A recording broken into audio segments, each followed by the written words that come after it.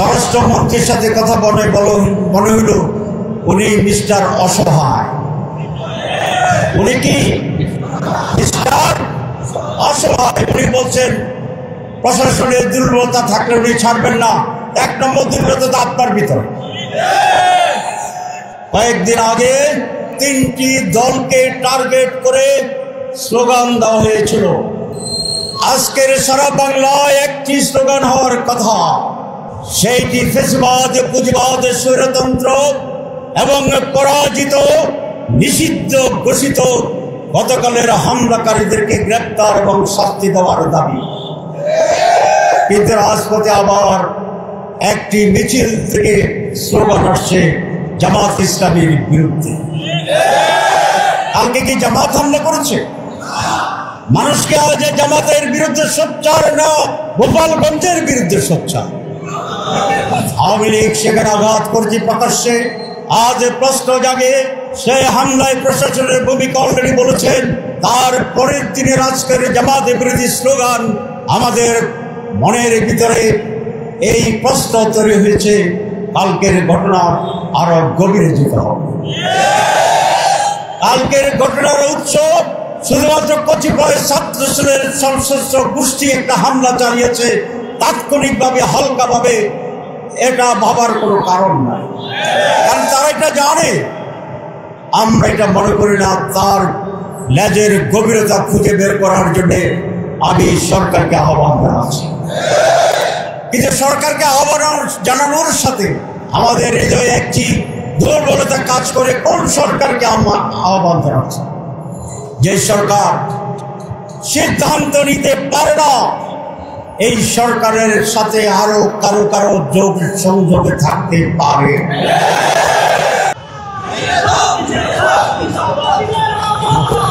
সংগ্রামী ভাই এবং বন্ধুগণ, বাংলাদেশ জামাত ইসলামী কেন্দ্রীয় ঘোষিত দেশব্যাপী কর্মসূচির অংশ হিসাবে ঢাকা মহানগরী উত্তর এবং দক্ষিণের উদ্যোগে আয়োজিত আজকের এই বিক্ষোভ মিছিল পূর্ব সমাবেশে এ পর্যায়ে আমাদের সামনে প্রধান অতিথির বক্তব্য রাখবেন বাংলাদেশ ইসলামী ছাত্র শিবিরের সংগ্রামী সাবেক কেন্দ্রীয় সভাপতি, কেন্দ্রীয় নায়েবে আমির, সাবেক এমপি, জননেতা জনাব ডাক্তার সৈয়দ আব্দুল্লাহ মোহাম্মদ তাহের। জননেতা জনাব ডাক্তার সৈয়দ আব্দুল্লাহ মোহাম্মদ তাহের।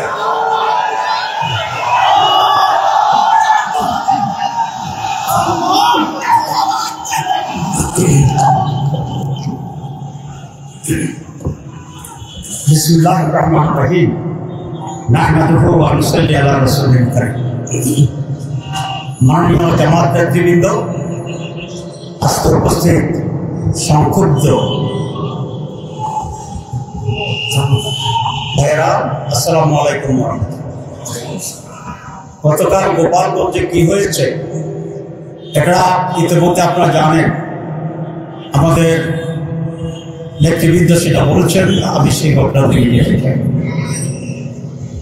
বাংলাদেশের মানুষ শঙ্কিত নয়, উদ্বিগ্ন। যদি আমরা শঙ্কিত হইতাম আজকে কিন্তু আপনার এখানে ভয় আসতেন না। কি বলেন? আমরা কি উদ্বিগ্ন? আমরা প্রতিবাদী, আমরা সংক্ষুব্ধ।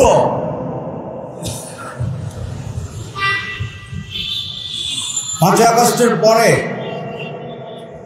বাংলাদেশে একটা বিশাল অর্জন হয়েছে, সেটা হচ্ছে মানুষের ভিতরে অন্যায়ের বিরুদ্ধে, জুলুমের বিরুদ্ধে প্রত্যেকের হৃদয়ের ভিতরে একটি প্রতিবাদ তৈরি হয়েছে।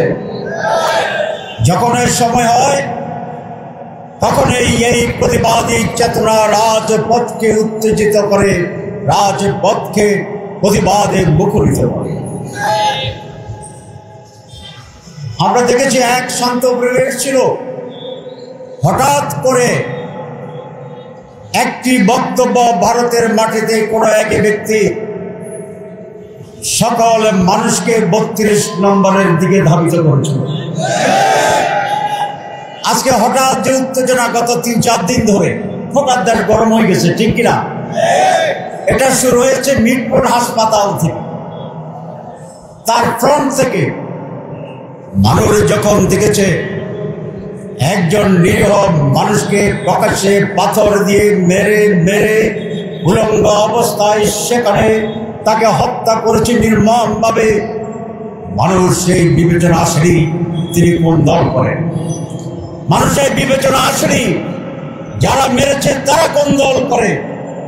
মানুষ সেই হৃদয় বিদারক অসহনীয় অস্বাভাবিক মৃত্যুর এই ঘটনাকে তার হৃদয়ের রক্তক্ষরণের কারণে আবার সেই 1 আগস্ট থেকে শুরু করে 5 আগস্টে, সেই 26শে জুলাই, সেই 14 জুলাইতে ঢাকা বিশ্ববিদ্যালয়ের নারীদের হোটেল হোস্টেলে যে স্বাভাবিক উদ্বেলিত ঢেউ প্রতিবাদ ঝড় সাইক্লোন তৈরি হয়েছিল, মেয়েরা রাজপথে নেমে এসেছিল, আবার বাংলার মানুষেরা, রিক্সাওয়ালা, শ্রমিক, ছাত্র, আলেম ওলামা সেই দিন মিটফোর্ডের ঘটনায় রাজপথে নেমে এসেছিল।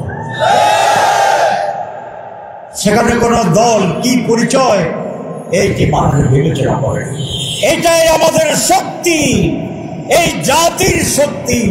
যারা ভাবে মানুষ আবার দ্বিতীয়ভাবিত হয়ে গেছে, যারা ভাবে সেই 5 আগস্টের চেতনা করে মাঠে দেখা যায় না, তারা এই ভুল বুঝছে, এই ভুল ধারণা করছে যে মানুষের হৃদয়ে ব্যক্তিতে যে আগুন জ্বলছে, প্রয়োজনে সে আগুনের রাস্তায় নেমে এসে অন্যায়কে সেদিন তারা আবার জ্বালিয়ে পুড়িয়ে ভস্মীভূত করে মানুষের অধিকারকে প্রতিষ্ঠা করে। প্রিয় ভাইরা, আজকে রাস্তা দুটো স্লোগান, কয়েকদিন আগে একইভাবে 3টি দলকে টার্গেট করে স্লোগান দেওয়া হয়েছিল। আজকের সারা বাংলায় একটি স্লোগান হওয়ার কথা, সেইটি ফ্যাসিবাদ, পুঁজিবাদ, স্বৈরতন্ত্র এবং পরাজিত নিষিদ্ধ ঘোষিত গতকালের হামলাকারীদেরকে গ্রেপ্তার এবং শাস্তি দেওয়ার দাবি। কিন্তু রাজপথে আবার একটি মিছিল থেকে স্লোগান আসছে জামাত ইসলামীর বিরুদ্ধে। কালকে কি জামাত হামলা করেছে? মানুষকে আজ জামাতের বিরুদ্ধে সোচ্চার না, গোপালগঞ্জের বিরুদ্ধে সোচ্চার। আওয়ামী লীগ সেখানে আঘাত করছে প্রকাশ্যে। আজ প্রশ্ন জাগে, সেই হামলায় প্রশাসনের ভূমিকা অলরেডি বলেছেন, তার পরের দিনের আজকের জামাতের বিরোধী স্লোগান আমাদের মনের ভিতরে এই প্রশ্ন তৈরি হয়েছে, কালকের ঘটনা আরো গভীরে যেতে হবে।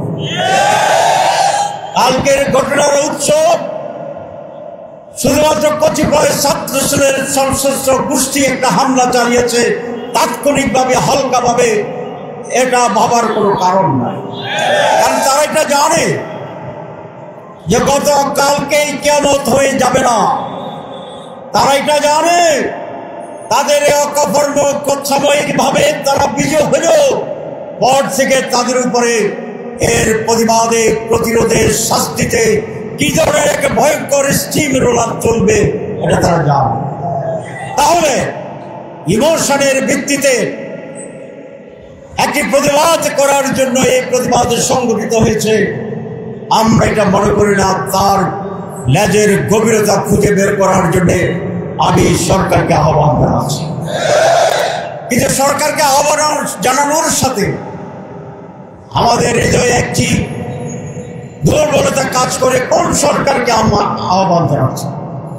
যে সরকার এই ছাত্রদের রক্তের উপর দাঁড়িয়ে গঠিত হয়েছে, যেই সরকার আগস্টের শহীদদের সেই দেহের পাঠাতনের উপরে দাঁড়িয়ে আছে, যেই সরকার 15 বছরের মানুষের নির্যাতন, নিষ্পেষণ, বঞ্চনা, হত্যা, জীবন ত্যাগের শাহাদাত এবং ঘরে ঘরে মানুষের যে দুঃশাসন ছিল সেটি হজম করার শক্ত মানুষগুলোর ত্যাগের সেই ভিত্তিভূমিতে তারা দাঁড়িয়েছে।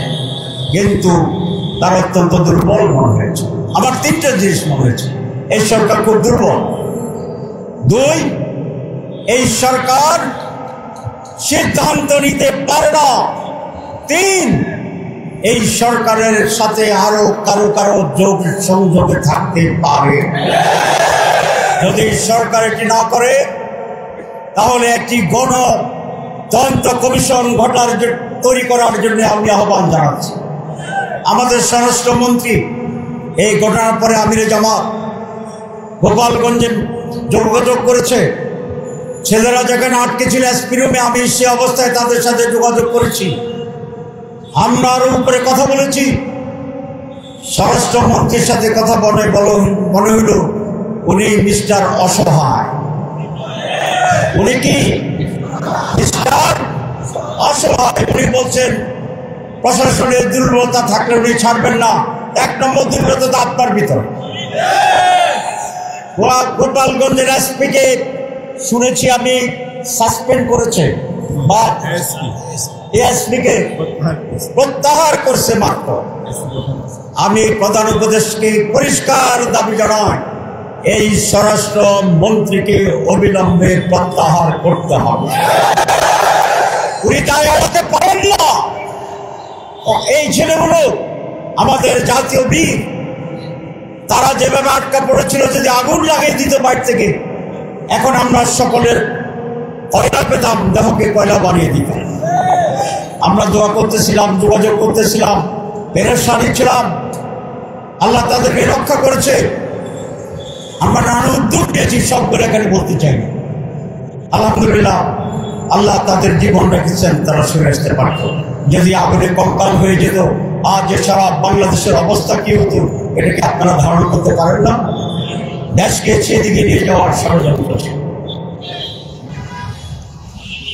জাতি, এদেশে মানুষ যে শক্তি এবং সাহস দেখিয়েছে, ষড়যন্ত্রকারীরা কোনোভাবেই সফল হবে না। আমরা মোটেই উদ্বিগ্ন নই, ভীত নই সেইভাবে। বাংলার মানুষ আবার জেগে উঠবে। সুতরাং ষড়যন্ত্র সবকিছু মোকাবেলা করে ইনশাআল্লাহ বাংলাদেশ টিকে থাকবে, বাংলাদেশ সুশাসনের দিকে যাবে। যারা ষড়যন্ত্র করেন, যারা ভিন্ন কিছু পানি ভরাট করতে চান, এদেশের মানুষ আগের যে সচেতন, ঠিক কিনা, মুহূর্তে খবর হয়ে যায়, তারাই পরাজিত হবে, সত্য বিজয়ী হবে, বাংলাদেশ জিতবে, বাংলাদেশে বিজয়ী হবে। সবাইকে ধন্যবাদ।